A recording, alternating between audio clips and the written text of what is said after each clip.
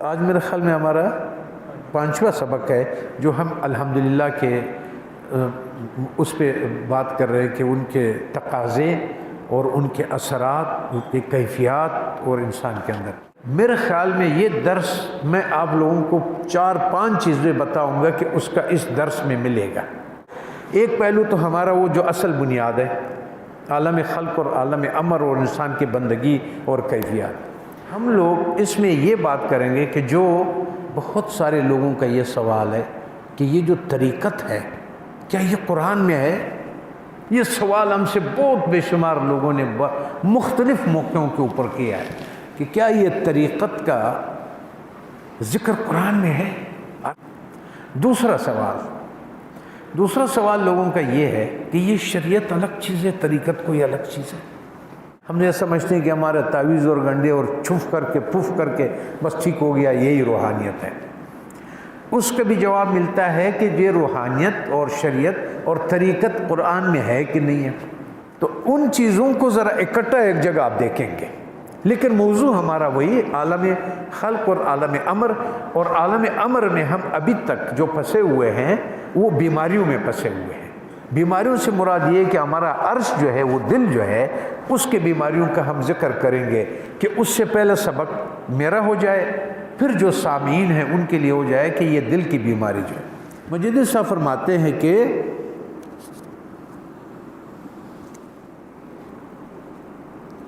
کام کا دار و مدار دل پر ہے۔ صحیح؟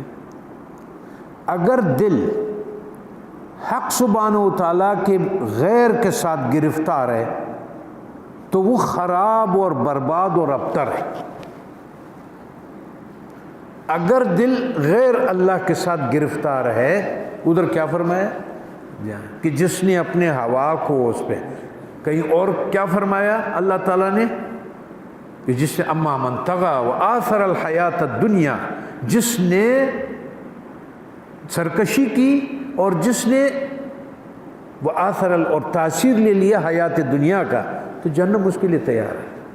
وَأَمَّا مَنْ خَافَ مَقَامَ رَبِّهِ وَنَهَى النَّفْسَ عَنِ الْهَوَىٰ، عالم خلق کو اس نے کنٹرول کر لیا، تزکا ہوتا، فَإِنَّ الْجَنَّةَ هِيَ الْمَأْوَىٰ، وہ جنت اس کے لیے تیار ہے۔ وہاں وہ فرماتے ہیں باتوں کو ملائیں، تصوف کا ایک پہلو تھا اور دوسرا یہ پہلو ہے کہ کیا تصوف قرآن میں ہے کہ نہیں ہے، اور تیسرا وہ جو ہمارا اصل مقصد ہے بنیاد بندگی کا اور الحمدللہ کے دائرے کی ہم بات کر رہے تھے۔ کام کا دار و مدار دل پر ہے۔ اگر دل حق سبحانہ و تعالیٰ کے غیر کے ساتھ گرفتار ہے تو خراب، برباد اور ابتر ہے۔ صرف ظاہری اعمال اور رسمی عبادتوں سے کام مکمل نہیں بن سکتا۔ ٹھیک؟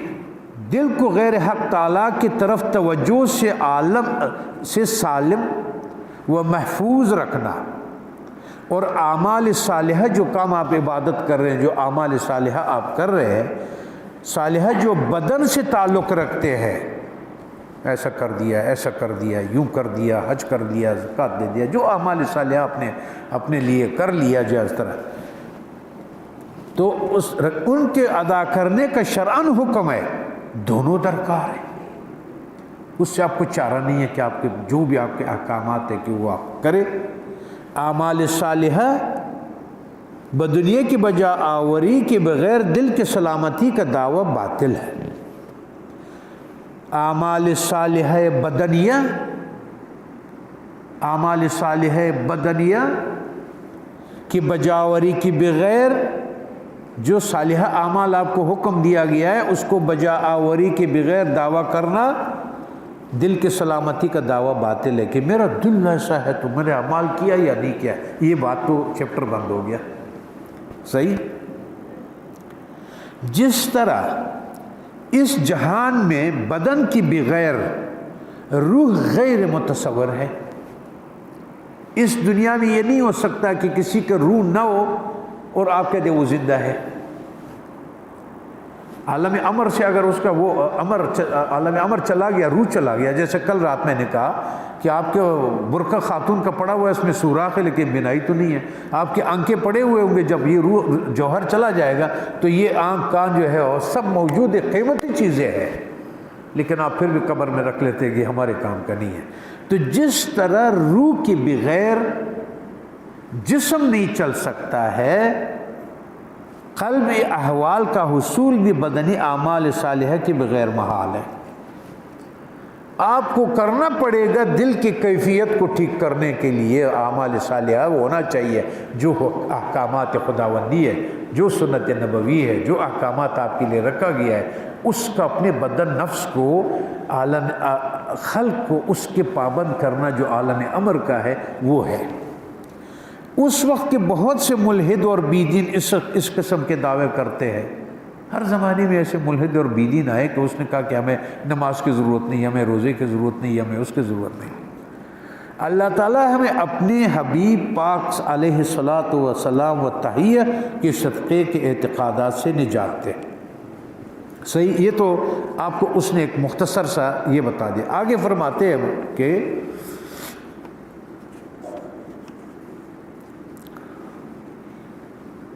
چونکہ اتباع کے نزدیک یہ بات طے شدہ ہے، اب دوسری طرف ذرا غور کرنا، چونکہ اتباع کے نزدیک یہ بات طے شدہ ہے کہ بیمار جب تک تندرست نہ ہو کوئی غذا بھی اسے فائدہ نہیں دیتی ہے۔ جب تک بیماری نہیں جاتی ہے آپ کو غذا فائدہ نہیں دیتی ہے، یہ ذرا سننے والی بات ہے۔ چاہے مرغ فرائی کیا ہوا نہ ہو، بلکہ ایسے غذا اس کے مرض کو اور بڑھا دیتے ہیں۔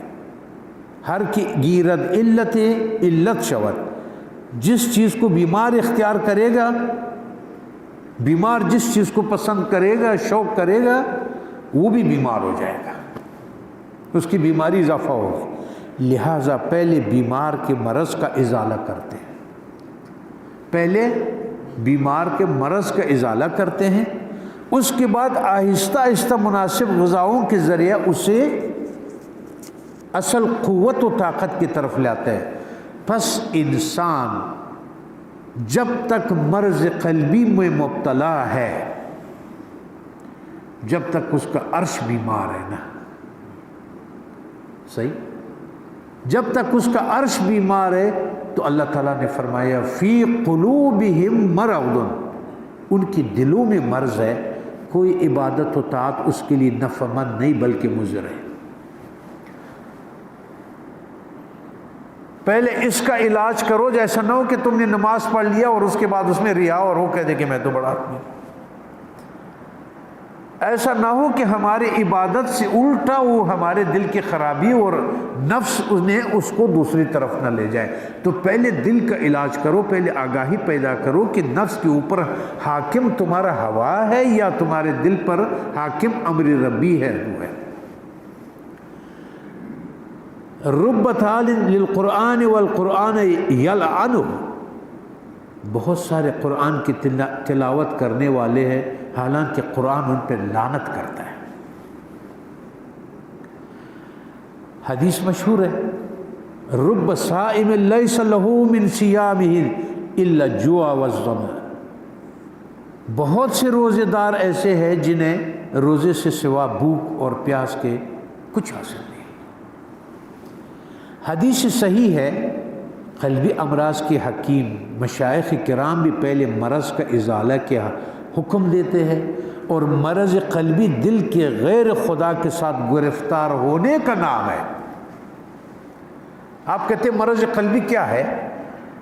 وہ آپ سے کہہ رہے ہیں کہ جس نے مرض قلبی میں وہ ہے کہ جس نے اپنے ہواؤں کو دل پر حاکم بنا دیا۔ دوبارہ پڑھوں گا، قلبی امراض کے حکیم مشائخ عظام کرام پہلے مرض کے ازالے کا حکم دیتے ہیں، اور مرض قلبی دل کے غیر خدا کے ساتھ گرفتار ہونے کا نام ہے، کہ جب آپ کا دل غیر خدا سے گرفتار ہو جائے، مصروف ہو جائے تو وہ ہے۔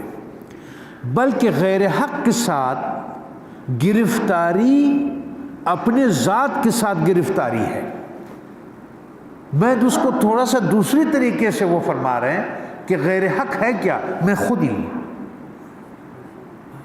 میرے اپنے طرف وہ ہے۔